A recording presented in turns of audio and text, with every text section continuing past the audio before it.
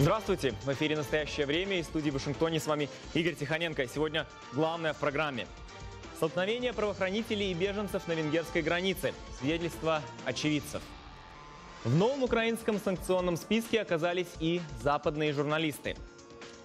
И один против всех, и все на одного. Кандидаты-республиканцы провели вторые предвыборные дебаты, сосредоточившись на Дональде Трампе. Но начинаем мы, как обычно, с новостей из Праги. Динара, пожалуйста.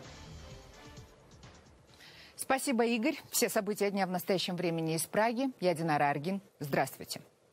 Венгрия применила против беженцев водометы. Вчера вечером венгерские силовики попытались остановить мигрантов на пути к Германии с помощью водометов и слезоточивого газа. 2 мигрантов госпитализированы серьезными ранениями, сообщают сербские врачи. Еще нескольким десяткам человек оказана медицинская помощь. Как сообщает информационное агентство, активные протесты беженцев были спровоцированы известием о первом приговоре мигранту, который незаконно пересек границу Венгрии. Его депортируют из страны с запретом въезда на 1 год.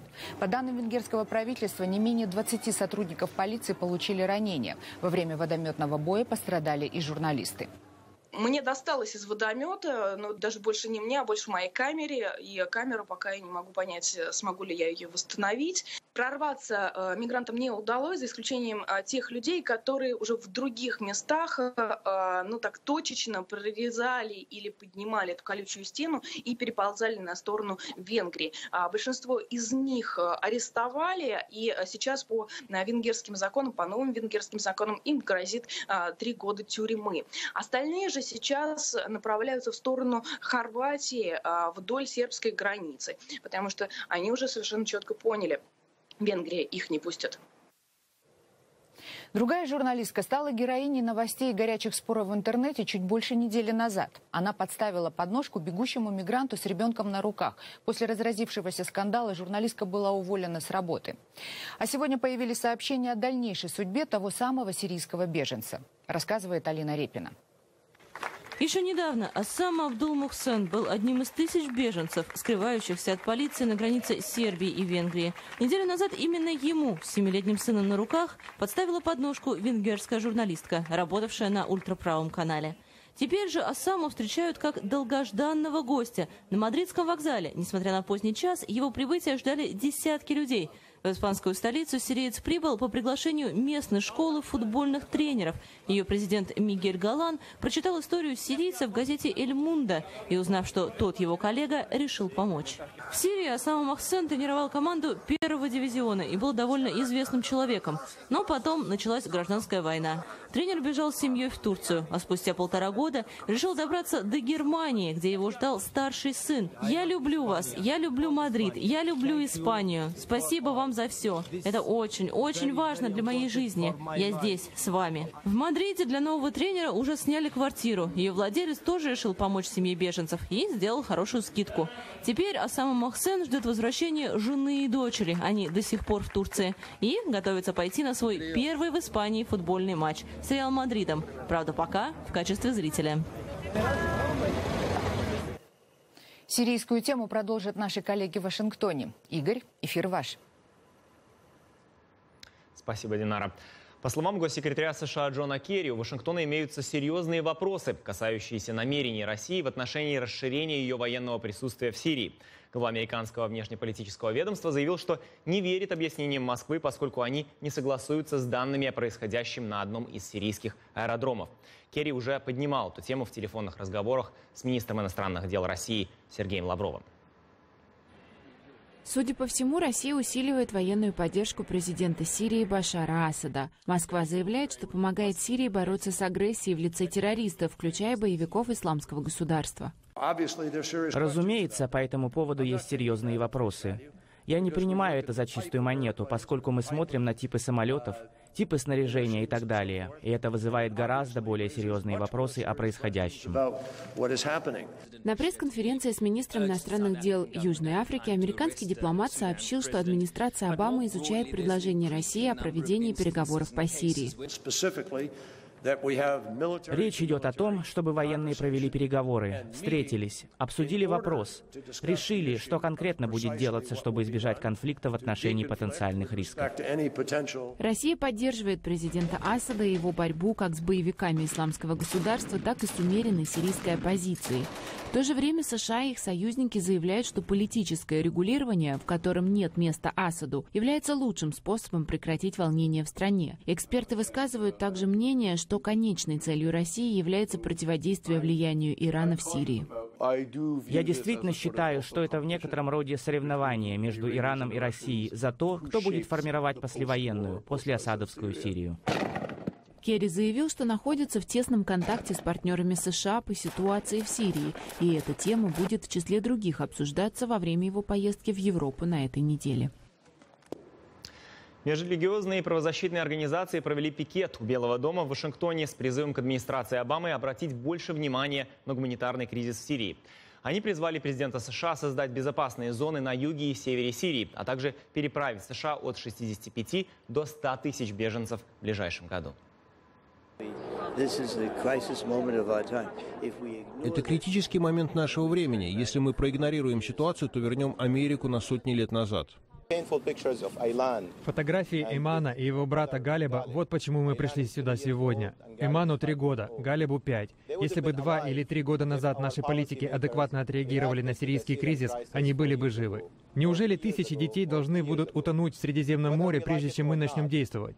Неужели мы хотим стать свидетелями того, как тысячи беженцев задохнутся в фургонах, контейнерах или трюмах? Когда люди захотели свободы, Башар Асад не захотел уйти и начал убивать людей. Начались аресты, кровь окрасила улицы. Наш дом был разрушен у нас на глазах. Мы были вынуждены покинуть Сирию. Было очень тяжело, особенно в момент, когда мы приняли это решение. Тем временем в Соединенных Штатах продолжается акция Free 20. Кампания по призыву к освобождению 20 женщин, журналистов, правозащитников и гражданских активистов, находящихся за решеткой в различных странах мира по сфабрикованным обвинениям и наказанных за свою политическую и гражданскую позиции. К числу этих женщин относят и Надежду Савченко, украинского пилота, которая находится в российской тюрьме. Организаторы кампании планируют рассказать широкой американской общественности ее историю 23 сентября. Корреспондент «Голоса Америки» встретилась с послом США в ООН Самантой Пауэр в Нью-Йорке. По всему миру тысячи женщин-политиков томятся в тюрьмах и трудовых лагерях. Это настоящие личности, настоящие героини. Это люди, которым есть что сказать своим соотечественникам. Они не должны сидеть за решеткой. Каждый день миссия США в ООН публикует фотографию политической заключенной. Все 20 портретов будут собраны на этой стене к моменту прибытия мировых лидеров на ежегодные заседания ООН. Никто из тех, кто приедет в Нью-Йорк и пройдет по Первой авеню, не сможет не увидеть портреты этих 20 женщин. По словам Саманты Пауэр, Вашингтон намерен продолжать поднимать вопрос о правах человека и судьбах этих политических заключенных, как по дипломатическим каналам, так и во время частных встреч с мировыми лидерами в этом месяце. Украина ввела очередные масштабные санкции. Подробности у коллег в Праге. Динара, пожалуйста. Да, Игорь, на этот раз под них попали не только россияне, но и граждане других государств, а также иностранные компании. В общей сложности 100 юридических и 300 физических лиц. Указ о расширении санкций в отношении лиц, ответственных за аннексию Крыма и агрессию на Донбассе, был подписан в среду вечером президентом Украины Петром Порошенко. В числе юридических лиц оказались российские авиакомпании «Аэрофлот», купленная им «Трансаэро» и «Сибирь», которые теперь не смогут совершать полеты над территорией Украины. Что касается физических лиц, то у многих наблюдателей новый санкционный список Киева вызывает недоумение. В нем обнаружились люди, которых уже нет в живых, и те, кто работает под псевдонимами, а также представители западных СМИ, таких как BBC. Британская телекомпания уже выпустила заявление, в котором осудила украинские власти за внесение своих журналистов в санкционный список. И вот как отреагировало на ограничение работы СМИ в Украине журналистское сообщество в Киеве. Украина имеет право и обязана вообще заботиться о своих границах и о своей территории, и о своей национальной безопасности. Занятие журналистикой не дает никакой индульгенции по поводу нарушения законов и правил. Более того, для иностранных журналистов сделано исключение, что они могут въезжать на оккупированную территорию, например, в Крым, через территорию Украины. этого не могут делать другие иностранные граждане. Для журналистов сделано такое исключение. Мы уже пытаемся понять, кто эти списки именно журналистов составлял, и понимаем, что это дело службы безопасности Украины. И у меня очень такой большой вопрос к компетенции службы безопасности Украины, если она вот так вот, несмотря какие публикации были сделаны, и вообще, не службе безопасности, это прерогатива смотреть на публикации, были там какие-то сепаратистские заявления, не были. Но журналистов, насколько я понимаю, обвиняют только в том, что они пересекали эту границу, которая не существует сейчас, да, которую Украина не контролирует. Но это проблема украинского государства, не проблема журналистов. А они освещали просто конфликт, пытались осветить его в полной мере, как можно лучше. Свои комментарии также дал представитель Комитета по защите журналистов Музафар Сулейманов. Вообще санкции в отношении журналистов и именно санкции, которые объявляют журналистов угрозами национальной безопасности, это вообще, мягко говоря, нельзя назвать демократическим ходом. Это очень плохой шаг. Это показывает то, что страна все еще завязла в том советском прошлом, когда запрещался въезд каким-то критикующим власти журналистам. Чуть позже сегодня стало известно о том, что Совет безопасности Украины отменил санкции против журналистов BBC и 3 корреспондентов других иностранных изданий. В Мариуполе уже 1,5 недели не слышны звуки выстрелов и рев орудий. Это результат очередного перемирия. Бойцы добровольческих батальонов украинской армии не верят в долгосрочное затишье и эту паузу используют для учений. Некоторые части отведены на 2-ю линию обороны. Из Мариуполя Юлия Гаркуша. В Мариуполе и его окрестностях, как и на других участках фронта, затишье. И пока бойцы-добровольцы отдыхают. А затишье, без сомнений, временное. Все как один утверждают руководители батальона. К сожалению, учитывая, с кем мы имеем дело, это временное затишье. Они имеют на сегодняшний день танков примерно столько же, сколько украинской армии. Они обязательно нападут, как они всегда нападали. Так же, как это было после каждых переговоров в Минске, говорит замкомандира батальона «Донбасс» Сергей Филиппов. И напоминает об очередном витке напряжения в дипломатических отношениях с Россией. Такая ситуация в итоге, как правило, заканчивалась боевыми действиями. Сейчас батальон «Донбасс» выполняет задачи на 2-й линии обороны. Это работа на блокпостах и разные дополнительные задания, о которых военные не распространяются. Часть батальона отдыхает, другие занимаются боевой подготовкой, совершенствуют работу с артиллерией и бронетехникой. У нас появилась первый раз за 1,5 года возможность вывести людей, провести боевое слаживание и, наконец, достичь действительно уровня 100% боеготовности. Азов находится в полевых лагерях в окрестностях Мариуполя и тоже готовится к боям. В случае обострения ситуации в течение 3 часов полк готов быть на передовой. Это не конец боевых действий, уверяют комбаты. Это всего лишь очередное перемирие, которое прежде всего дает возможность подготовиться к войне. Юлия Гаркуша, Андрей Рыжков, Мариуполь. Настоящее время. Ситуацию в Украине обсуждали эксперты в Вашингтоне. Игорь, вам слово. Спасибо, Динара. 18 сентября исполняется ровно 1,5 года с момента, когда Россия аннексировала Крымский полуостров. Эта дата совпала по времени с запуском в интернете русскоязычного публицистического журнала «Контрапункт». Российские и зарубежные авторы, принимающие участие в работе веб-журнала, анализируют, какие процессы происходят сейчас в Крыму и как они отражаются на отношениях России и Запада. Об этом в сюжете Вадима Оленичева. Презентация только что созданного в интернете публицистического сайта «Контрапункт» состоялась в столичном университете Джорджа Вашингтон. Главной темой встречи являлась ситуация в Крыму в свете американо-российских отношений. По мнению большинства независимых русскоязычных экспертов, причины того, что Крым оказался в составе России, конечно же, политические. По мнению ряда аналитиков, они связаны с тем, что олигархи, окружающие Путина, скорее всего, подтолкнули российского лидера к принятию решения о переходе к открытой конфронтации с Западом. Это открыло дорогу к аннексии Крыма. То есть со стороны Кремля имел место сознательный стратегический выбор. Он был сделан с целью сохранить монополию на власть в условиях нарастающего кризиса ее легитимности. Как считают многие аналитики, в нынешних условиях о возвращении Крыма Украине в ближайшие годы нечего и думать. С точки зрения международного права, аннексия Крыма является незаконной. Вместе с тем часть крымчан приветствовала присоединение к Российской Федерации. Уровень жизни в России выше, чем в Украине. А для многих рядовых граждан экономический фактор сегодня является решающим. Главный редактор интернет-журнала «Контрапункт» Мария Липман считает, что перспективы возвращения Крыма Украине абсолютно иллюзорны. Процесс встраивания Крыма в Российскую Федерацию в области государственного управления, органов государственной власти и так далее идет и будет развиваться. И как-то совсем невозможно себе представить, что этот процесс пойдет вспять. Полуторагодовой рубеж с момента аннексии Крыма совпал по времени с решением российских властей закрыть американский центр посольства США в Москве. Американские представители назвали такое решение российской стороны достойным сожаления. На сегодняшний день не существуют те связи, те контакты, которые были как-то еще недавно.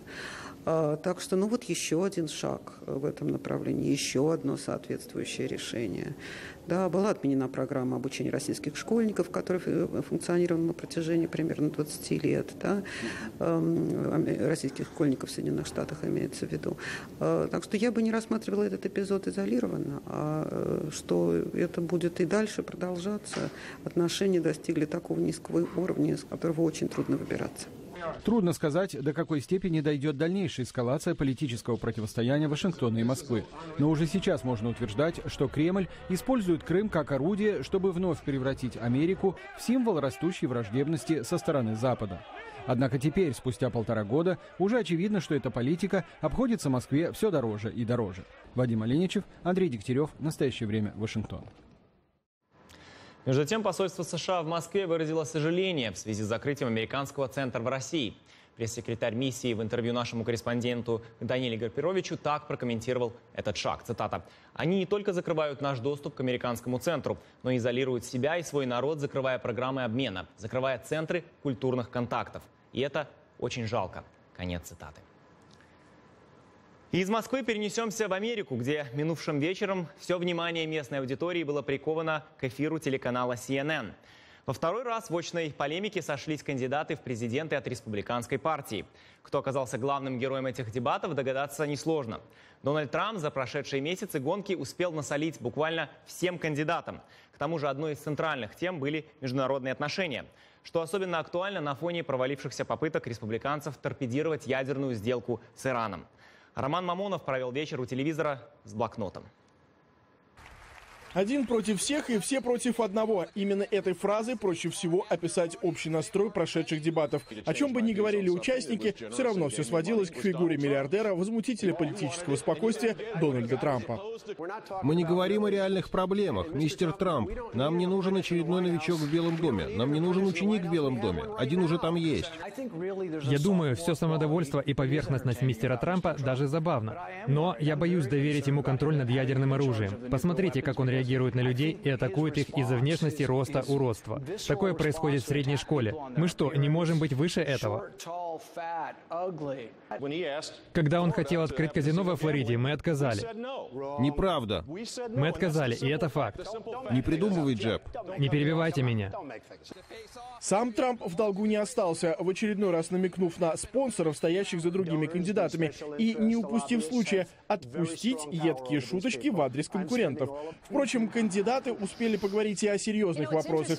Одной из внешнеполитических тем стали отношения с Россией. Мы не дружим с Китаем, мы не можем ужиться с Мексикой, вообще ни с кем. Все нас обдирают и получают преимущество над нами. Думаю, я найду общий язык с Путиным и другими, у нас будет гораздо более стабильный мир. Думаю, я найду общий язык. У нас не будет тех проблем, которые есть сейчас в России и многими другими странами. Но в этом Трамп почти одинок, разве что Рэнд Пол тоже готов вести диалог с Россией. Остальные намерены говорить с Москвой с позиции силы, как и в вопросе иранской сделки. Если я стану президентом, в первый же день я разорву в клочья эту катастрофическую сделку с Ираном. Стоит ли нам разрывать сделку сейчас? Может, посмотрим, будут ли иранцы ее выполнять?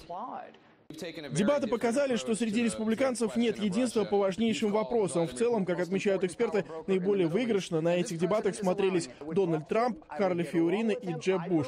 Разочаровал многих Бен Карсон, который по опросам занимает второе место после Трампа, но ничем не запомнился.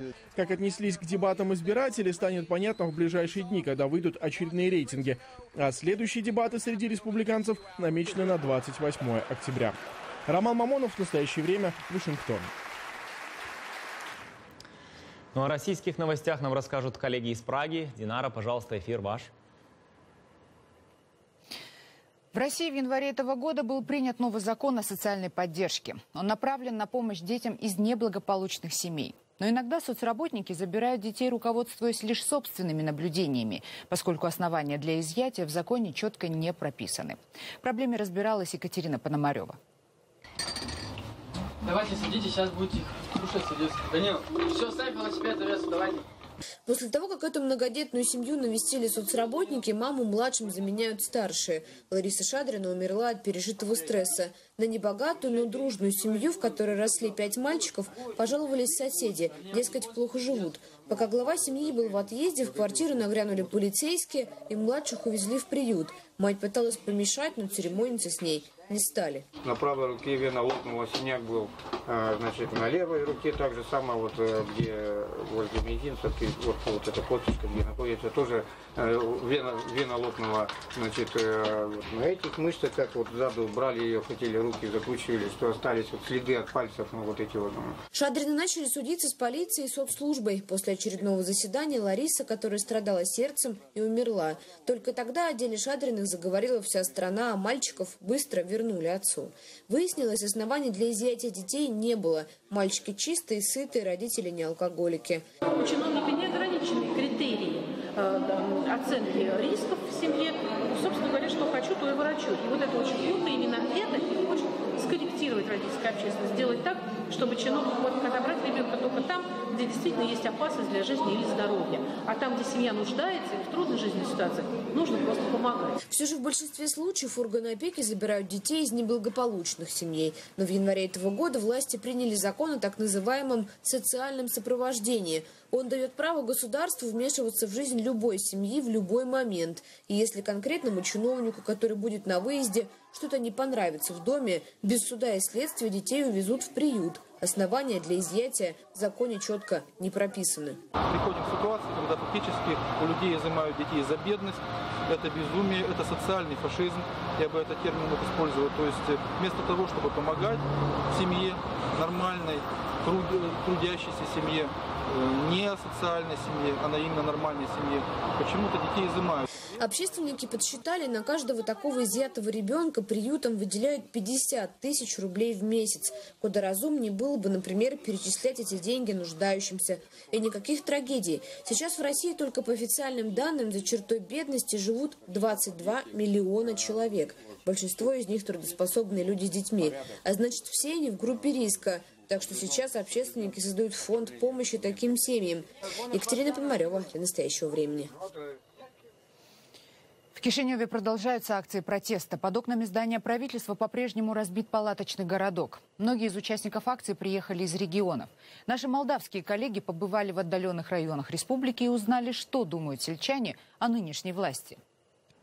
Зинаида Бурак, как и многие другие жители села Сынджерей-Ной, едва сводит концы с концами. Несмотря на наличие группы инвалидности, она каждый день выходит на дорогу продавать арбузы. Мой муж работает в поле, а я, старая женщина, должна стоять здесь и продавать арбузы на обочине, чтобы заработать на пропитание. Если бы моя пенсия была больше, меня бы здесь не было. У меня недавно была операция на связке, и большого желания выходить сюда у меня нет. Но мне приходится. На лекарства денег не хватает. Экономика Молдовы находится в плачевном состоянии. В конце прошлого года в результате банковской аферы почти 1 миллиард долларов был выведен из страны. 3 социальных банка оказались пустыми. Пенсионер Василий Молдовану из города Флореште считает, что эта проблема систематическая. Коррупция сверху донизу. Все пытаются своровать, прикарманить деньги, как-то обогатиться. Даже на самой мелкой должности. Ни у кого нет желания изменить ситуацию. Ни у президента, ни у парламента. Будь моя воля, я бы их всех перестрелял. Хромающая экономика и необузданная коррупция заставляют многих жителей страны искать работу за рубежом. Согласно оценкам Всемирного банка, целых 25% ВВП Молдовы состоит из денег, посылаемых домой трудовыми мигрантами. Елена Лазарика и ее муж недавно вернулись в свой родной город Кагул, проработав 10 лет в Италии. Мы снова собираемся за границу, потому что здесь нам делать нечего. А здесь работа у вас есть? Работа есть, в домах прибираемся. В Молдове много бедных. Законы не работают. Наше руководство делает все, что хочет. Почему парламент ничего не делает? Что эти воры сделали с деньгами нашей страны? Их надо всех отправить в отставку. В результате массовой эмиграции в Россию и страны Западной Европы опустели и улицы села Ларго. Серджио Чимпоэш решил остаться. Он владеет небольшим бизнесом, но говорит, что и он готов покинуть родные места, если ситуация не улучшится. Нам постоянно втыкают палки в колеса. Если бы мне не помогали родители и родственники, я бы давно уехал на заработки за границу. Думаю, что наши руководители совсем не думают о молодежи и о будущем. Они думают только о своих карманах. А пока кишиневские власти ищут пропавший миллиард, еще не уехавшие жители молдавских городов и сел пытаются своими силами найти выход из непростого положения. Адриан Янович, Павел Буторин. Настоящее время.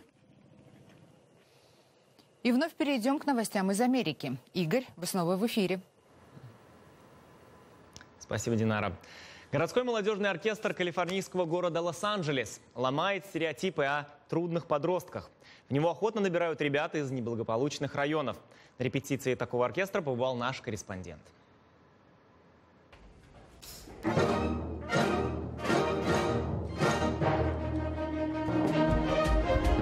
Большая часть музыкантов в этом молодежном оркестре – афроамериканцы и дети выходцев из Латинской Америки. Ребята играют американские стандарты, поп и классические произведения. Это возможность сломать стереотипные представления о нас. И, на мой взгляд, мы все хотим быть частью этого процесса.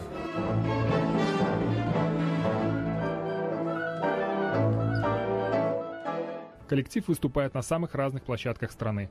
От Дисней-холла в Лос-Анджелесе до концертных залов Вашингтона. Когда я играю, мне кажется, что я умею летать. Басист Дахман Робинсон рассказывает, как изменился оркестр за последние 6 лет. Нас было 9 человек, когда мы начинали, а теперь мы выросли до 80. Это потрясающе. Дирижер Чарльз Дикерсон, основавший городской молодежный оркестр Лос-Анджелеса, приглашает всех музыкантов в возрасте от 10 до 25 лет, имеющих начальное музыкальное образование. Он считает, что у оркестра есть миссия – заставить мир прислушаться городской молодежи. Как и любой другой ребенок или подросток из любой общины, эти ребята хотят рассказать о себе, напомнить, что они и их жизнь важны. Сейчас они готовятся к концерту с мужским хором. Он будет посвящен памяти молодых афроамериканцев, погибших при столкновениях с полицией. Музыканты надеются, что их голоса и их проблемы будут услышаны.